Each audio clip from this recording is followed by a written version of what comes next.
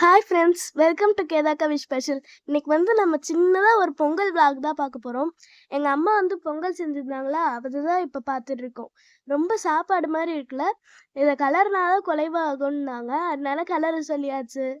நல்லா கலர் எடுத்தாச்சு. இங்கே பாருங்களேன், இது வந்து சட்னின்ற பாருங்க எப்படி இருக்கு பார்த்தீங்களா?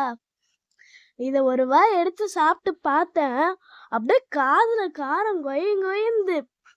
அதுக்கப்புறம் அதில் இருக்க கருவேப்பிலையெல்லாம் சாப்பிட்டேன், ஆனால் கருவேப்பிலை நல்லா இருந்துச்சு.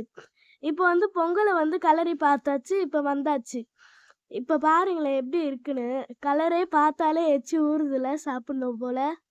இது தட்டில் வச்சாங்க பாருங்க, அப்படியே செம்மையா இருந்துச்சு. இங்க பாருங்களேன்,